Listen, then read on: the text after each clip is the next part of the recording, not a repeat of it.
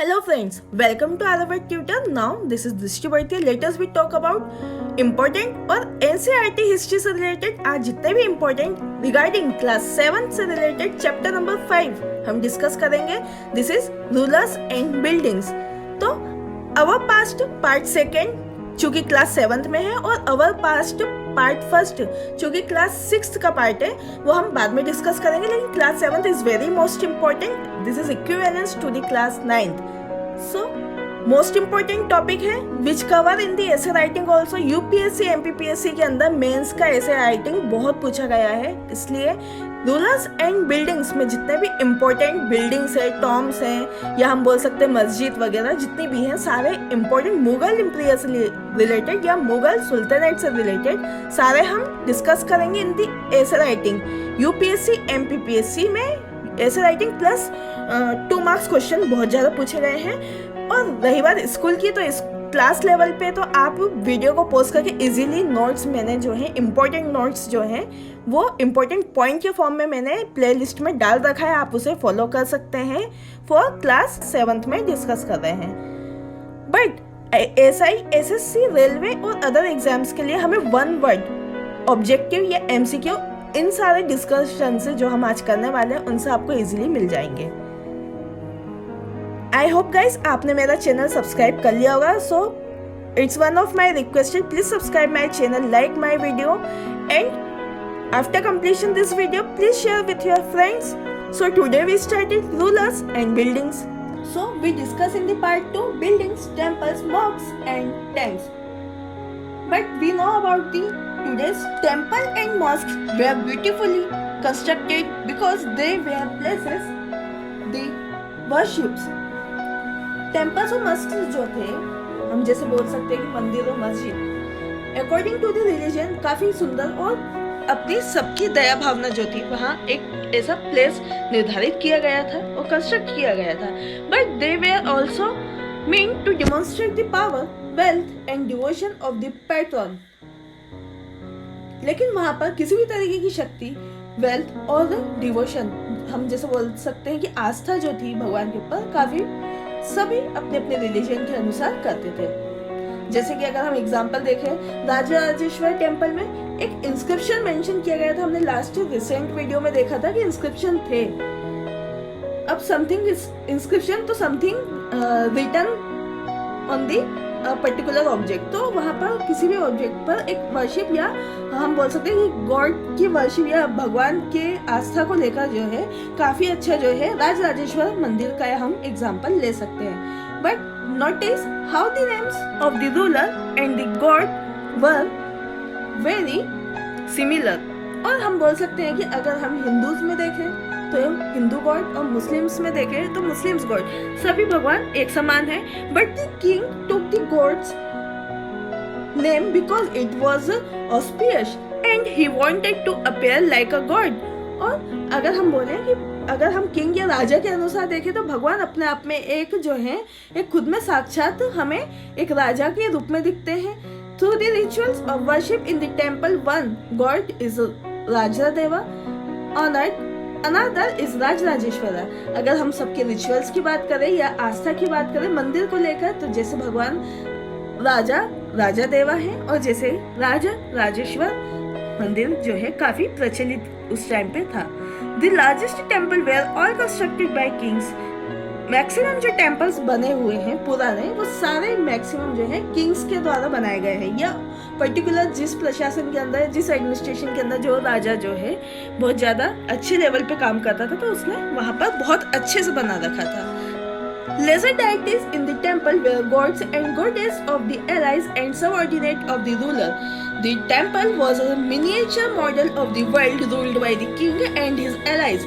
As they worshipped their deities together in the royal temples, it seems as if they brought the just rule of the gods on earth.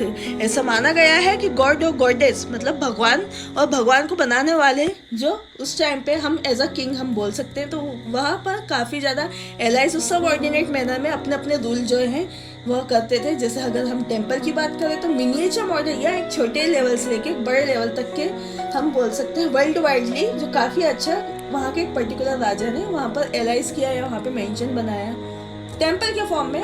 वहाँ पर हम बोल सकते हैं लोगों की आस्था, और हम बोल सकते हैं कि भगवान को एज अ रॉयल टेम्पल हम बोल सकते हैं कि रॉयल नेचर में वो काफ़ी अच्छे से जो है हम बोल सकते हैं with the inscription, with the jewels, with the diamond, काफ़ी जो है अर्थ पर हमारे नए नए तरीके से बनाए गए अलग अलग फॉर्म में।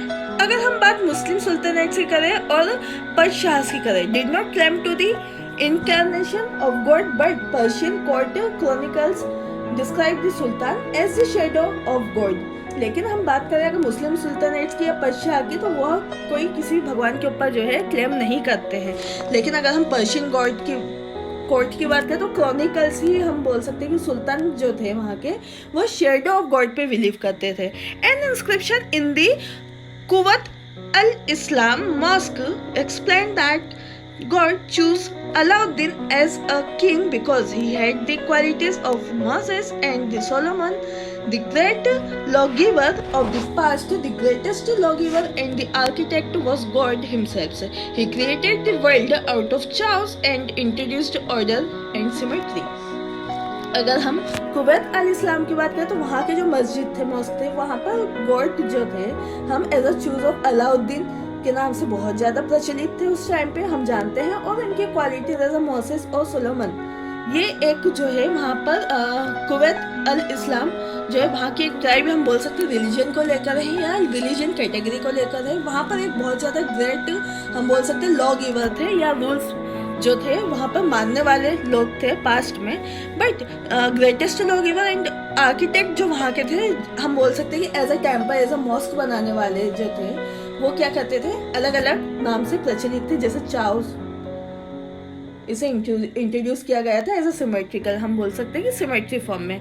Now plan of the Jami Masjid built by the Shahjahan in his new capital at Shahjahanabad in 1650 to 1656। ये हम देख रहे हैं, ये मॉस्क है, ये शाहजहानाबाद के नाम से प्रसिद्ध है। शाहजहां द्वारा बनाया गया था, जिसे हम जामी मस्जिद के नाम से भी जानते हैं। आई होप गाइस कि आप बता सकते हैं कि जामा मस्जिद या जामी मस्जिद कहाँ स्थित है जो शाहजहानाबाद के नाम से प्रचलित है। कृपया आप करके कमेंट सेक्शन में इसका आंसर दीजिए। Now this is the qibla. Qibla is a direction towards the Mecca, हम बोल सकते हैं जैसे कि मिका होता है, जैसे हम किवाल के नाम से भी जानते हैं। Now, as each new dynasty came to power, kings wanted to emphasize their moral rights to be rulers. Constructing places of worship provided rulers with the chance to proclaim their true relationship with God. Especially important in an age of rapid political changes, rulers also offered patronage to the learned and the wise, and tried to transform their capital and cities into the great cultural centers that brought fame to their rule and their realm. So, अगर हम new dynasty की बात करें तो new dynasty अपने अगर कोई भी साम्राज्य बना है या उस साम्राज्य का किंग उसे आगे चलाना चाहता है तो उसके पास इतनी पावर होनी चाहिए कि उसके मॉरल राइट्स जो हैं या रूल्स जो हम बोल सकते हैं या उसके नैतिक शब्द या नैतिक बातें जो हैं वो सभी फॉलो करें। अगर वो इन चीज़ों को कर पाता है तो वो एक बहुत अच्छा जो है वर्शिप के रूप में या रूलर हम बोल सकते हैं कि रूलर्स के फॉर्म में वो अपनी एक अच्छी छवि बना सकता है, अपने लिए एक बहुत अच्छी जगह बना सकता है। इन्हीं सभी के साथ हमें एक क्लोज रिलेशनशिप दिखता है भगवान के साथ ही साथ कि एक भगवान के बराबर हमें एक राजा मिला। उस टाइम पे ऐसे लोग जो थे वो पॉलिटिकल चेंजेस भी देखते थे।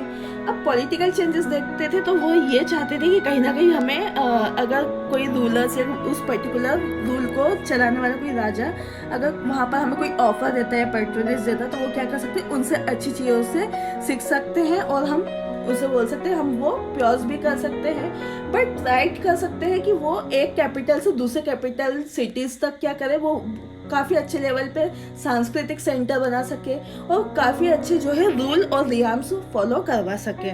Now the importance of water. The Persian terms आबाद, populated, prosperous and abadi, flourishing, the both derived from the word is ab meaning water।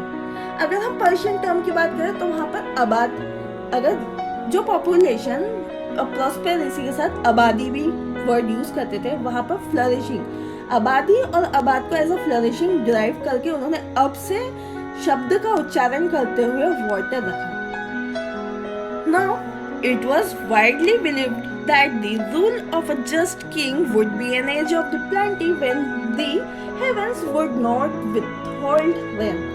At the same time, making precious water available by constructing tanks and reservoirs was highly praised. अगर हम देखें कि उस time पे बहुत ज़्यादा एलिब्रेट कर रहे थे किंग अपनी प्रजा को दूसरे रूल्स रेगुलेशन की तरफ लेके जाना चाहते थे, लेकिन उन्होंने देखा कि कुछ हेवन, हम बोल सकते हैं कि स्वर्ग का रास्ता देखते हुए वो क्या करना चाह रहे थे कि आगे अगर कल्चर की बात करें या एग्रीकल्चर को लेकर बात करें तो वो विदाउट होल्ड रेन। अब ऑब्वियसली जहाँ पर रेन होगी तो वहाँ पर क्या होगा, कल्चरल हम बोल सकते हैं कि एग्रीकल्चर प्रोसीजर जो है काफ़ी अच्छा देखने को मिलता है, क्योंकि वाटर उस टाइम पे जो था प्रीशियस था। वो कंस्ट्रक्टिंग टैंक के लिए भी फुलफिल था, रिजर्वायर्स के लिए भी बहुत ज़्यादा प्रेस्ड था।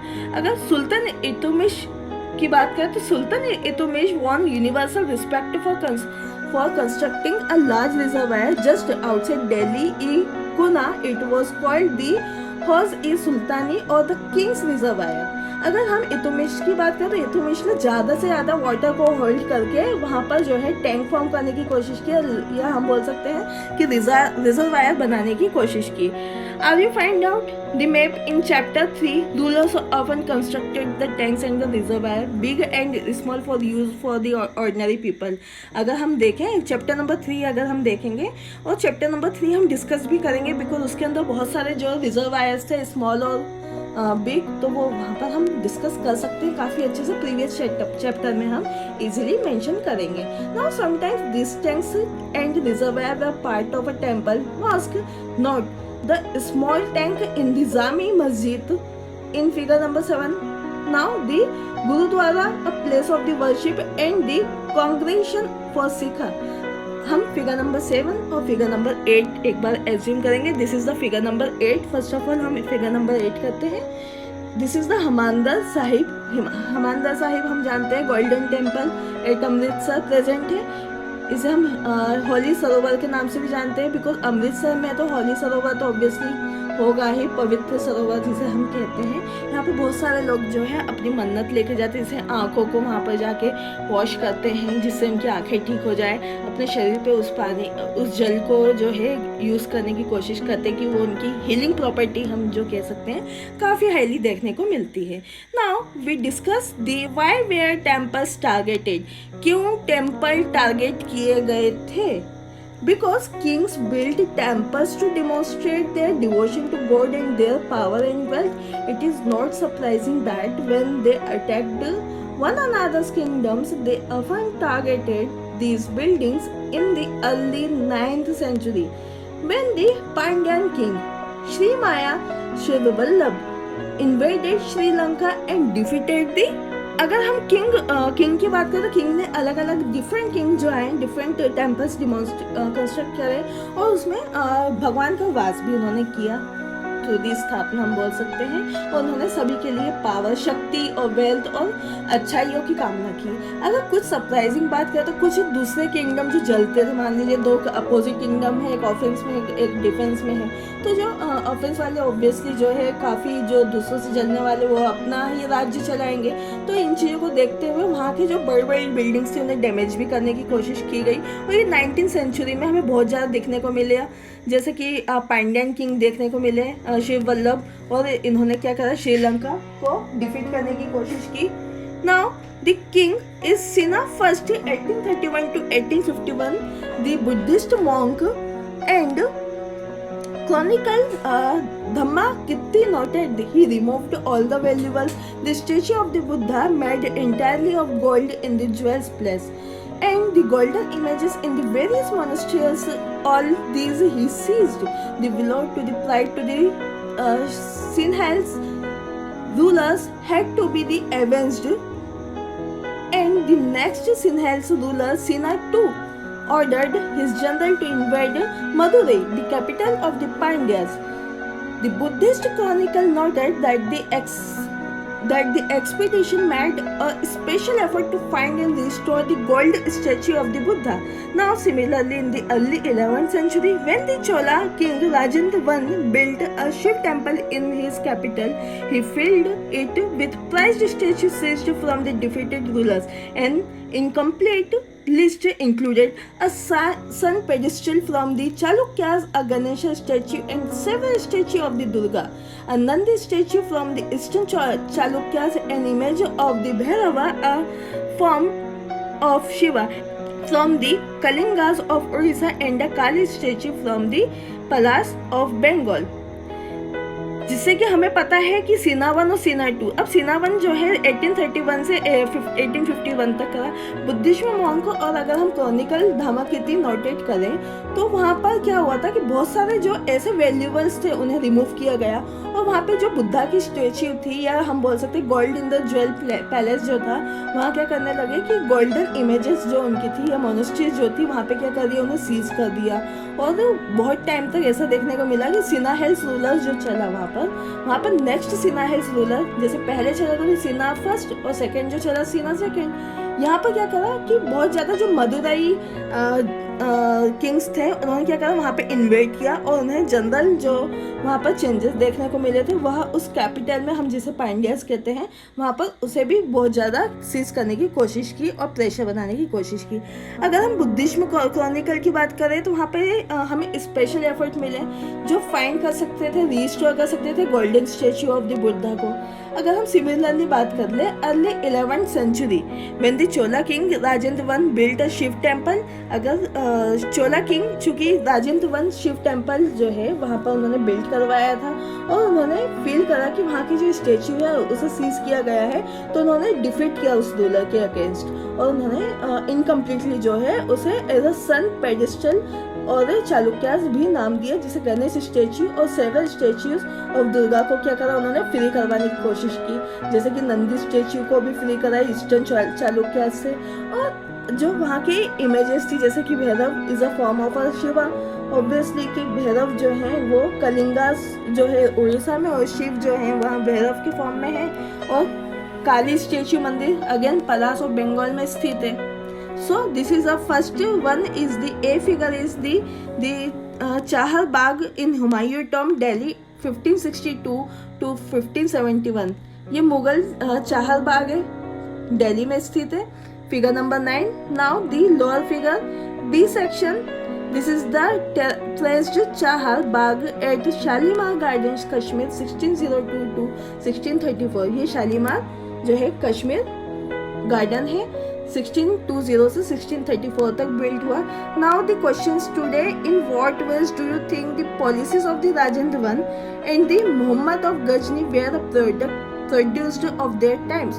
How were the action of the two rulers is different? तो आई होप गाइज आप इस क्वेश्चन का आंसर कमेंट सेक्शन में देंगे, और अगर नहीं आता है तो आप मेरे व्हाट्सएप ग्रुप नंबर को भी ज्वाइन करके मुझे इजीली बता सकते हैं। Now this is the C section, the Charbagh adopted as a riverfront garden at Lal Mahal Bari 1637। So I hope guys आपने मेरा चैनल सब्सक्राइब कर लिया होगा, लाइक कर दिया होगा और अपने फ्रेंड्स को शेयर भी कर दिया होगा। और अगर आज की वीडियो से रिगार्डिंग या आपको कोई भी टॉपिक्स में कोई भी प्रॉब्लम है तो आप बेल आइकन प्रेस कर लीजिए, क्योंकि मैं नेक्स्ट वीडियो में भी वो सारी पॉइंट्स जो है वो क्लियर करूँगी, बिकॉज आप मुझे कमेंट सेक्शन में क्लियर कर दीजिए। और आप मेरे व्हाट्सएप ग्रुप नंबर को भी ज्वाइन कर सकते हैं। मेरा WhatsApp group number is 9424570979। Thanks for watching this video. Your support is our power. Thank you so much. जय हिंद, जय भारत। धन्यवाद।